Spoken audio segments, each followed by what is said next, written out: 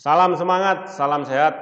Ketemu di kanal YouTube Gerakan 2045. Gerakan 2045 adalah kita akan membahas ide-ide, gagasan, pemikiran, inisiatif dari siapa saja nanti yang akan bertemu pada tahun 2045, di mana di tahun 2045 Indonesia akan berumur 100 tahun atau 1 abad.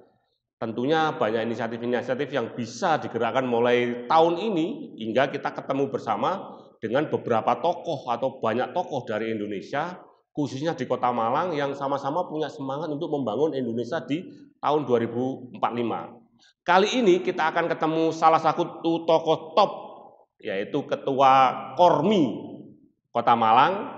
Nanti kita akan bahas apa itu Kormi dan kita akan membahas desain besar olahraga nasional 2045 atau DEBON ya Pak ya. DEBON. DBON, DEBON. Desain besar olahraga nasional 2045 yang ini sudah digulirkan oleh Menpora. Nanti akan kita tanya apa sih DEBON itu. Baik, kita sapa langsung Bapak Sofyan Edi Jarwoko, gimana kabarnya? Sehat-sehat Bapak? Alhamdulillah. Luar Sehat. biasa Pak ya. Ya. Terima kasih sudah menyempatkan hadir Pak di sela-sela jadwalnya yang begitu padat gitu Bapak. Ya, sehat selalu Bapak, sukses. Alhamdulillah. Bapak, ada banyak pertanyaan. DEBON itu apa? Itu saya ketika ngomong sama tim kreatif, DEBON itu apa sama dengan James Bond gitu. Nah ini Bapak tolong dijelaskan gitu nanti biar pemirsa se-Indonesia tahu bahwa ternyata kita punya yang namanya DEBON, Desain Besar Olahraga Nasional 2045. Terima kasih. Jadi desain besar olahraga nasional itu berawal dari pengarahan Bapak Presiden pada acara Hari Olahraga Nasional tanggal 9 September tahun 2020. 2020. Salah satu poin pentingnya adalah bagaimana olahraga nasional itu bisa berprestasi di tingkat yang paling tinggi yaitu di Olimpik. Gitu. Ya. Nah kemudian dari pengarahan itu insan olahraga di Indonesia di bawah Menpora menyusun sebuah desain besar olahraga nasional. Ya. Dan akhirnya ditetapkan melalui peraturan Presiden nomor 86 tahun 2021. Oke. Ya. Berarti masih 2 tahun ya Pak ya? Masih 2 tahun, masih Ya. news ini. Masih news ya. Ya. Tujuan DEBON itu adalah yang pertama untuk membudayakan olahraga di tengah masyarakat. Ya. Ya. Yang kedua adalah meningkatkan kapasitas, produktivitas, Prestasi, ya, sinergitas untuk mewujudkan prestasi olahraga nasional. Ya. Dan yang ketiga adalah untuk meningkatkan perekonomian nasional. Ada hubungannya dengan perekonomian nasional Pak ya? Perekonomian nasional yang berbasis olahraga. Wih, keren ya Pak ya. Oleh karena itu cakupannya apa ini? Betul. Cakupannya apa? Cakupannya adalah pertama olahraga rekreasi masyarakat. Olahraga rekreasi. Nah, yang ada di tengah-tengah masyarakat Ya. itu hobi tradisional, olahraga tradisional dan sebagainya. Kemudian yang kedua olahraga prestasi. Olahraga prestasi. Ya. Kemudian yang ketiga adalah pendidikan keolahragaan. Pendidikan keolahragaan. Jadi ini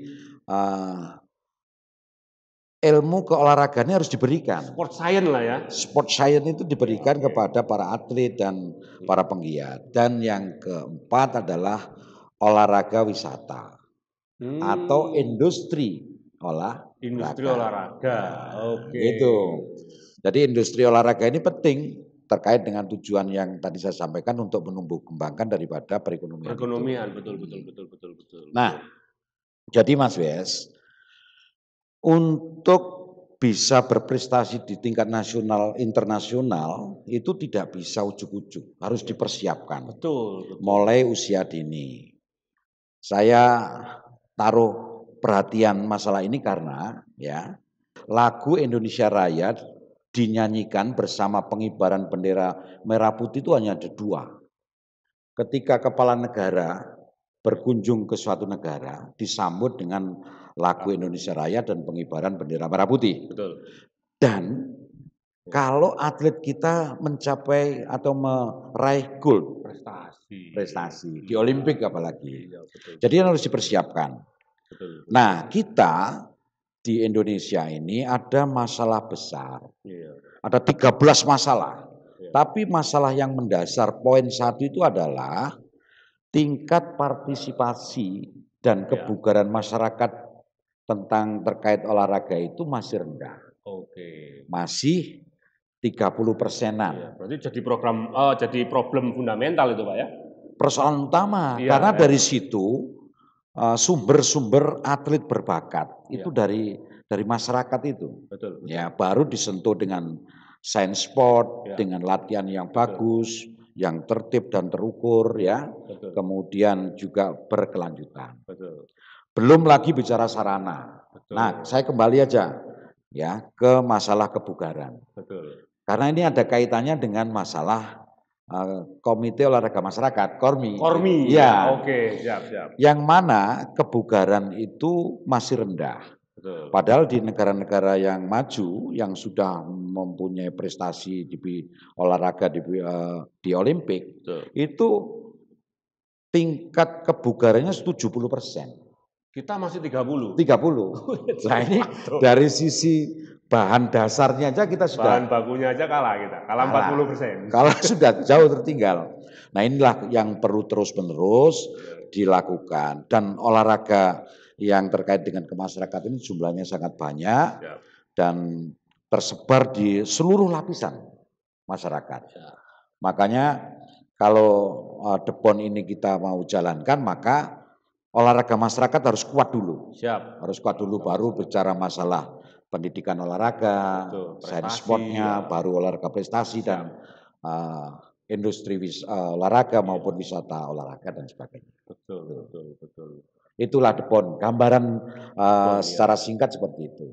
Oke. Berarti bisa saya gambarkan secara modeling, artinya antara tadi olahraga masyarakat, kemudian sains gitu ya, sains itu menopang prestasi dan industri ekonomi tadi ya Pak ya. Betul. Dan saya memang kita sadar kembali bahwa bendera Indonesia dikibarkan dan menyanyikan lagu Indonesia Raya itu ketika ada atlet kita meraih emas prestasi gitu loh. Di tingkat internasional. Jadi artinya olahraga ini tidak melulu tentang kesenangan atau hobi ya Pak ya. Tapi ada nasionalisme, di situ ada industri pariwisatanya untuk olahraga. Betul. Bapak apa peran KORMI ya komite olahraga ini kita belum ya Pak untuk mensupport DEPON ini Pak mengambil peran di mana Pak kira-kira Pak? Jadi kalau kita ibaratkan satu gambaran insan olahraga itu seperti segitiga gini, ya. Yang paling bawah jumlahnya itu banyak, ya terjadi di seluruh lapisan masyarakat itu adalah olahraga rekreasi masyarakat. Itu bisa senam, bisa hobi, bisa tradisional dan sebagainya. Berarti termasuk egrang gitu Pak? Kalau bicara olahraga tradisional itu ada egrang, ada trompa panjang ya. Trompa panjang, iya sejak 17-an itu ya. Itu termasuk olahraga rekreasi juga Pak? Iya, bak sodor gitu kan. Kemudian ada yang bersifat tantangan, ya banyak itu. Kemudian ada yang terkait dengan kebudayaan, ya daripada aktivitas olahraga di tengah masyarakat, kesehatan. Ya, artinya cakupannya memang lebih luas. Lebih luas di olahraga masyarakat. Nah, peran KORMI di sini adalah menaungi, mengkoordinasikan, dan sekaligus bagaimana mewujudkan masyarakat ini semakin gemar berolahraga, semakin sehat, ya, dan gembira. Karena ini harus dilakukan dengan senang hati. Kata kuncinya itu gembira, Pak ya. Harus gembira. Jadi sehat atau bugar itu bonusnya. Iya. Jadi olahraga jadi budaya. Ya. Apapun latar belakangnya, itu apakah tradisional, kesehatan, tantangan maupun terkait dengan kebugaran dan sebagainya. Itu kuncinya harus masyarakat membudayakan itu. Betul. Setelah itu dilakukan dengan senang hati, dengan gembira, karena ini adalah murni partisipasi masyarakat. Jadi tidak ada yang membiayai mereka. Betul. Mereka berkelompok karena sama hobi melakukan kegiatan olahraga. Karena podo-podo senenge, podo bahagiai, urunan, podo royong gitu Pak ya. Nah itu semua dikuatkan setelah Perpres 86 itu tahun 2021, sekarang dikuatkan kembali dengan Undang-Undang Nomor 11 tahun 2022 tentang keolahragaan. Yang mana keolahragaan itu lebih tegas lagi, olahraga rekreasi, olahraga prestasi dan pendidikan olahraga. Kalau olahraga rekreasi Kormi, kalau prestasi KONI, ya. Nah, ini Sains ini di bawah Kementerian Pendidikan. Menristek Dikti ya. Ya, siap ya itu. Ya, siap. Ini akan jauh lebih sistemik dan terencana kalau semuanya ini mempunyai planning gitu. Siap.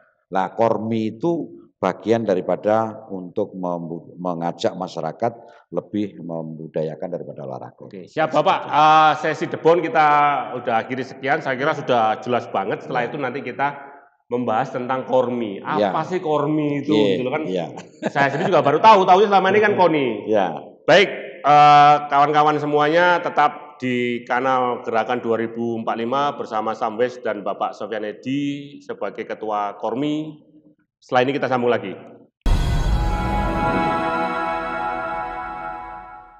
Assalamualaikum warahmatullahi wabarakatuh. Saya Sofyan Edi Jarwoko mengajak kepada warga masyarakat di Bumi Arema, khususnya di Kota Malang, ayo kita sukseskan Festival Olahraga Daerah yang pertama tahun 2023 di Kota Malang yang dilaksanakan tanggal 27 sampai 30 Mei tahun 2023. Salam Kormi, sehat, bugar, gembira, luar biasa. Terima kasih. Wassalamualaikum warahmatullahi wabarakatuh. Ketemu saya lagi, Samwes, di kanal YouTube Gerakan 2045. Kita akan membahas khusus tentang ide-ide, visi, pemikiran, inisiatif untuk membangun Indonesia ketemu di tahun 2045, di mana di tahun 2045 Indonesia akan berumur 100 tahun atau 1 abad. Masih sama saya bersama Bapak Sofyan Edi Jarwoko. Tadi sudah kita bahas tentang desain besar organisasi olahraga nasional 2045. Tadi sudah diceritakan bagaimana kelahirannya, ternyata masih 2 tahun. Dan ternyata di dalamnya juga ada peran strategis Kormi. Nah apa Kormi itu? Kormi secara singkatan adalah Komite Olahraga Rekreasi Masyarakat Indonesia. Nah kita akan tanya kepada beliau, kepada Bapak Sofyan Edi Jarwoko sebagai Ketua Kormi Kota Malang. Pak, sejarah Kormi itu bisa muncul bagaimana Pak? Karena selama ini masyarakat kenalnya hanya KONI, Komite Olahraga Nasional Indonesia, Bapak. Ya, kalau KONI sudah jelas menaungi daripada olahraga yang berprestasi. Olahraga berprestasi gitu. Ternyata di masyarakat itu banyak organisasi-organisasi keolahragaan yang tidak masuk di dalam KONI. Atau tidak masuk dalam olahraga prestasi. Ya, awalnya gitu. Akhirnya olahraga-olahraga ini kayak senam, ya, kayak olahraga tradisional dan olahraga tantangan dan sebagainya itu bergabung. Ya, bersepakat mendirikan yang namanya federasi. Federasi Olahraga Rekreasi Masyarakat. Betul. Ya. Di dalam perjalanannya, seiring dengan peraturan perundang-undangan yang juga baru, maka federasi ini berubah menjadi komite. Awalnya federasi ya Pak? Ya, jadi kelompok-kelompok organisasi masyarakat yang membentuk federasi dan sekarang menjadi komite. Komite ini lebih luas lagi jangkauannya, ya. Komite Olahraga Masyarakat. Komite Olahraga Masyarakat Indonesia.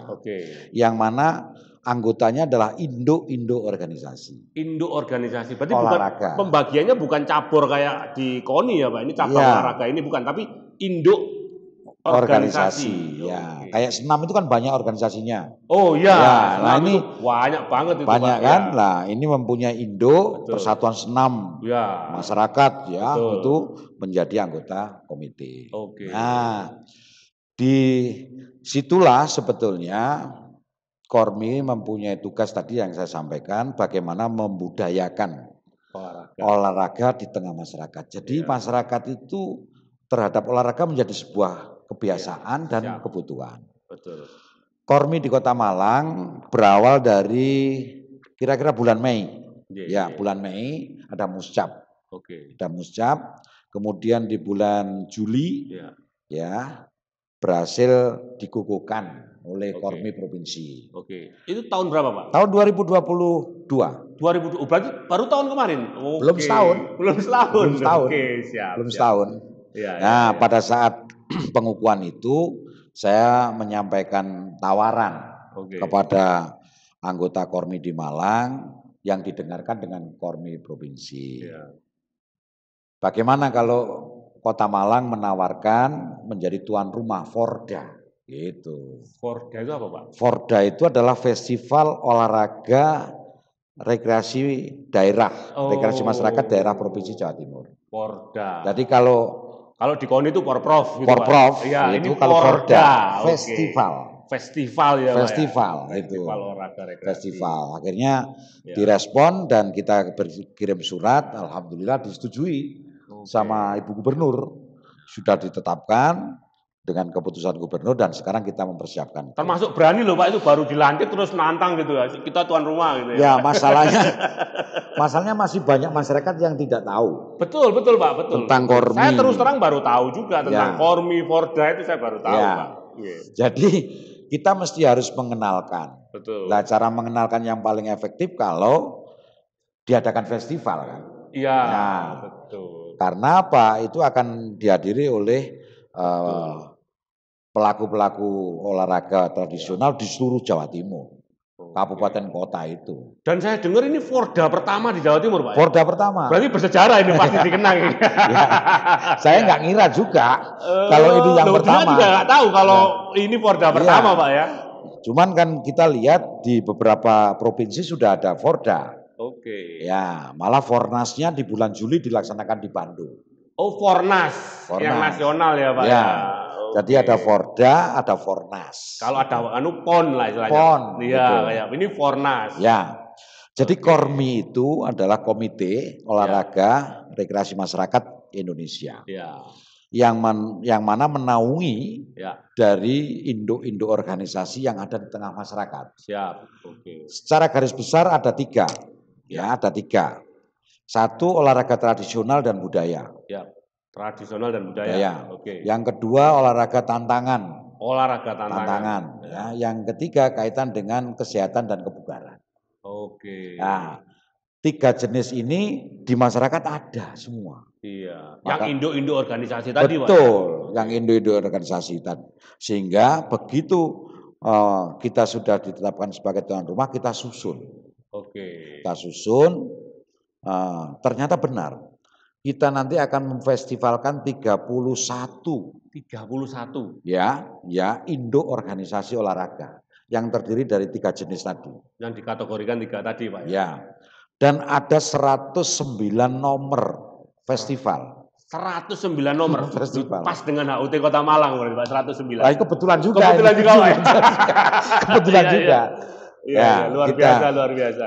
Kita bersama provinsi menyusun itu dan sekarang sudah ada petunjuk teknisnya, sekarang disosialisasikan pada seluruh masyarakat. Nah, di Malang, Kormi Kota Malang sudah melakukan rapat-rapat teknis bersama Dispora dan insya Allah dalam waktu dekat akan saya laporkan secara langsung kepada Pak Wali Kota. Apa yang sudah kita jalankan dan apa yang sedang persiapan untuk kita menyongsong pelaksanaan Forda itu. Betul. Insya Allah ya kita kontingen nanti cukup lengkap seluruh induk organisasi olahraga 31 kita ada yang mewakili atletnya. Di Kota Malang ada semua dari 31 ada semua dan 109 nomor kita ikut semua. Ikut semua. Kemudian sekarang dipersiapkan supaya nanti betul-betul meraih prestasi yang terbaik. Ya.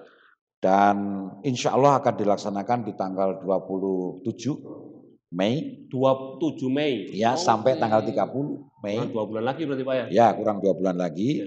Ya. Sehingga pada konteks ini nanti masyarakat Malang harapan kami bisa memeriahkan, menyukseskan. Ya. Karena di situ akan ada festival olahraga yang cukup banyak, 31. Ya. Dan venue-nya kita akan taruh di tempat-tempat seperti mall. Wow. Gitu. Olahraga di mall Pak ya? Iya, olahraga di mall. Kemudian di alun-alun. Betul. Kemudian di Rampal, di stadion, di kampus. Ya. Jadi masyarakat betul-betul mengetahui dan ikut terlibat di dalam proses festival itu. Betul. Artinya ada 3 hal Pak ya. Jadi yang pertama masyarakat tahu tentang Kormi dan ada. Yang kedua, saya yakin itu pasti akan menggerakkan ekonomi masyarakat. Betul. Yang kedua, ini akan membuat jadi momentum bagi warga Kota Malang untuk menjadi tuan rumah yang baik secara dinamika sosial, gitu Pak ya. Harapan kita memang ada dampak ekonomi, karena kontingen dari seluruh Jawa Timur itu akan datang ke Malang, dan insya Allah 27 sampai 30 itu. Betul. Dan pasti ada dampak ekonomi. Betul, mereka pasti akan nginep di hotel, jajan, rekreasi, ya kan. Oleh-olehnya, kan gitu. Nah, sekarang teman-teman sudah mempersiapkan semuanya itu melalui kesempatan ini pula nanti juga Mas Wes juga bisa bantu kita. Siap Bapak, siap. Dengan senang hati Bapak. Supaya sukses, ya. Wah, luar biasa teman-teman. Jadi bagi warga Kota Malang seluruhnya, semoga nanti pada tanggal 27 Mei sampai tanggal 30 Mei kita menjadi tuan rumah yang baik bagi pelaksanaan agenda besar Forda. Satu, yang pertama bersejarah ini pasti di Kota Malang ada 31 ya Pak ya?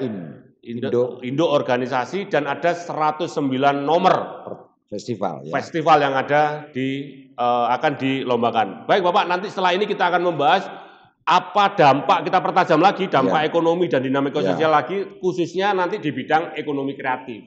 Gitu. Terima kasih, nanti ketemu lagi, jangan kemana-mana. Assalamualaikum warahmatullahi wabarakatuh. Saya Sofyan Edi Jarwoko mengajak kepada warga masyarakat di Bumi Arema, khususnya di Kota Malang, ayo kita sukseskan Festival Olahraga Daerah yang pertama tahun 2023 di Kota Malang yang dilaksanakan tanggal 27 sampai 30 Mei tahun 2023. Salam Kormi, sehat, bugar, gembira, luar biasa. Terima kasih. Wassalamualaikum warahmatullahi wabarakatuh. Kita ketemu lagi, sambung kita masih membahas tentang desain besar olahraga nasional 2045. Ini kita kerucutkan untuk membahas tentang olahraga rekreasi masyarakat Indonesia yang dinaungi oleh Kormi. Dan nanti di bulan Mei, di 27 Mei sampai tanggal 30 akan ada festival olahraga rekreasi daerah yang pertama bersejarah di Jawa Timur. Nanti tuan rumahnya adalah Kota Malang. Diharapkan bagi seluruh warga Kota Malang untuk menjadi tuan rumah yang baik, dan ini tentunya akan bisa membawa dampak ekonomi. Karena nanti ada berarti 37 daerah kota kabupaten yang ada di Jawa Timur nanti akan tumplek ke Kota Malang. Apalagi tadi sudah disampaikan oleh Pak Sofyan Edi bahwa venue-nya itu ada di mal-mal dan di berbagai tempat. Salah satunya di Gedung Malang Creative Center. Artinya ini ada distribusi penempatan event dan agenda kegiatan yang pasti akan mampu memberikan impact secara ekonomi bagi masyarakat di Kota Malang. Bapak, kenapa kok memilih venue itu di mall atau di MCC? Apakah ada misi katakanlah mal-mal di Malang itu kan perlu digairahkan lagi begitu? Bagaimana Bapak? Ya, salah satunya itu. Pertimbangannya itu ya Pak ya? Seluruh kegiatan olahraga ini harus ada dampak ke ekonomi. Oke. Makanya kita beda dengan olahraga prestasi. Betul. Kita mesti harus langsung di tengah-tengah kegiatan ekonomi masyarakat. Betul. Dan itu sangat mungkin. Oke. Makanya salah satu venue-nya adalah di mall, beberapa Betul. mall di Malang. Ya. Kemudian di tempat-tempat keramaian, di alun-alun, Di alun-alun. di Rampal, Ya. termasuk di MCC. Termasuk di MCC. Di MCC, di MCC ini adalah salah satu olahraga airsoft, kemudian E-sport. e-sport yang ditaruh di sini. Oke. Nah, apalagi ini adalah tempatnya anak-anak kreatif. Anak-anak kreatif. Ini Mas Wes. Jadi olahraga rekreasi masyarakat itu berkembang terus, tidak stagnan. Oh, ya. Bertumbuh ya Pak, tumbuh dengan dinamika masyarakat. Sesuai dengan kreativitas yang muncul di tengah masyarakat. Betul. Dan biasanya kalau sudah mapan di organisasi Kormi ini, biasanya tahapan berikutnya dieksebisikan di Forprov atau PON. Ya. Berarti bibitnya awalnya awalnya dari olahraga masyarakat. Oke. Begitu masyarakat sudah seluruh Indonesia sudah ada, baru dieksebisikan. Nah, makanya kita betul-betul ingin mengajak, melibatkan seluruh potensi masyarakat itu supaya kreativitasnya juga muncul. Betul. Ya, apa yang harus dilakukan dan sedang booming. Kata kuncinya itu kreativitasnya harus muncul. Iya, harus muncul. Dan itu bagian daripada kalau menurut saya ya fitrah kita selaku manusia harus cara cipta dan sebagainya. Nah, tugas Kormi merangsang itu, memberikan ruang itu, termasuk pada teman-teman kreatif. Maka erat kaitannya kalau kegiatan Kormi, Forda itu terkait dengan pertumbuhan ekonomi. Betul. Memang pondasi dasarnya Pak secara filosofi itu adalah bagaimana memunculkan daya kreativitas, daya cipta. Kemudian akan diikuti oleh ekonomi, sosial, dan dinamika dan sebagainya itu tadi Bapak. Satu contoh ya. Di Malang itu ada beberapa olahraga yang ada di Malang saja. Di Malang saja. Ya. Pushback itu ada di Malang, tapi pushback itu adalah olahraga untuk anak, sepeda tanpa pedal. Oh, sepeda tanpa pedal. Iya. Oh, itu namanya pushback. Iya, anak-anak kecil itu. Iya. Di Jogja berkembang dan di Malang. Tapi di beberapa kota juga ada, tapi tidak merata. Kemarin saya fasilitasi, akhirnya terbentuklah pushback provinsi. Nah, dikomandani arek Malang. Ya, dikomandani pushback. Dilakukan pertemuan di Jombang. Sekarang ada yang namanya organisasi pushback. Saya pernah lihat itu di Car Free Day soalnya itu sepeda kok gak ada pedale gitu loh. Itu ternyata namanya pushback. Itu usia dini. Untuk usia dini anak-anak memang yang main kan anak-anak. Iya. Nah, ini penting. Untuk tadi. Itu saya pikir hanya sekedar permainan anak-anak saja gitu loh. Seperti bagi kami yang di Kormi ini adalah kreativitas. Kita tangkap, kita bantu, kita fasilitasi, akhirnya terbentuk wadah. Itulah kenapa Kormi itu berkembang di tengah masyarakat. Makanya pada satu kesempatan yang lain nanti kami akan menyiapkan kayak alat-alat olahraga tradisional, egrang di alun-alun, terompah panjang di alun-alun, supaya masyarakat tahu. Itu biasanya adanya 17-an Pak. Bareng ambil lomba makan kerupuk. Siap. Ternyata itu juga difasilitasi oleh Kormi Pak. Iya. Jadi kita mesti menangkap ide-ide kreativitas yang ada di masyarakat, kemudian bagaimana kita coba kembangkan seluruh kota, kira-kira gitu ya. Betul. Berarti saya kalau boleh menyimpulkan apa yang dilakukan Kormi ini namanya beyond ekonomi kreatif, Pak. Beyond ekonomi kreatif ya. Ya, jadi sebuah ikhtiar gitu ya dari bidang apapun di mana bisa menampung lebih dari satu subsektor ekonomi kreatif. Saya lihat tadi ada e-sport. E-sport itu game developer sama aplikasi. Iya kan? Terus kemudian nanti ada dieksebisikan itu seni pertunjukan gitu loh. Iya kan? Ada film. Belum lagi kalau mereka pakai kostum misalkan, itu fashion juga sektornya kan. Jalan semua berarti Pak ya? Betul. Jadi nanti juga erat kaitannya dengan budaya kan. Kegiatan kita ini karena seperti senam poco-poco. Oh ya, senam poco-poco. Senam poco-poco. Ini kan asli dari budaya anak negeri yang ada di Indonesia Timur. Sekarang dikembangkan Di mana-mana ada. Di mana-mana ada. Senam bojong-bojong. Dan itu adalah bagian daripada membugarkan, menyehatkan masyarakat. Karena ini yang bisa diterima selama ini kan gitu. Booming. Iya, karena tadi kata kuncinya seperti yang dikatakan Bapak, masyarakat itu melakukan dengan senang bahagia. Iya. Dibiayai sendiri. Dibiayai sendiri, iya kan. Nah, inilah peran-peran Kormi, dan jelas di dalam undang-undang keolahragaan peran pemerintah harus hadir di dalam proses itu. Betul. Berarti titik temunya kita Pak di ekosistem ekonomi kreatif itu saya menggarisbawahi tadi ada 3. Yang pertama di industri olahraganya. Ya. Betul Pak ya? Baik itu dari segi fashion, game developer dan sebagainya kan gitu. Yang kedua adalah membangun ekosistem di mana merangsang daya kreativitas. Betul. Itu juga tugas kami di ekonomi kreatif gitu loh. Betul. Bagaimana daya cipta itu, karena kalau tanpa daya cipta juga ekonomi nggak akan berkembang. Kata kuncinya ekonomi kreatif itu kan sebuah konsep ekonomi di mana komoditinya itu adalah kreativitas sebagai SDM, sebagai tepat apa istilahnya penggeraknya, bukan sumber daya alamnya gitu loh ya. Yang ketiga kata kuncinya adalah bagaimana ini berdampak secara ekonomi meluas kepada seluruh masyarakat. Betul. Tadi industri olahraga itu yang jelas-jelas sudah dikembangkan kan sepak bola, bola basket, kemudian bola voli. Wisata kita punya yang namanya Mandalika, GP. Sport tourism di Mandalika, MotoGP. Kemudian barusan di Danau Toba ada sport boat, Formula One kapal air, betul. Dan sekarang ada lagi yang barusan di Jakarta itu yang barusan dilaksanakan oleh Pak Gubernur itu Formula E. Itu sudah jadi industri wisata. Tapi kalau yang industri bola, basket yang terkenal masyarakat. Nah, itu semua kalau yang namanya olahraga rekreasi masyarakatnya kuat, tidak 3 ini saja, nanti yang akan muncul yang lain-lain lagi.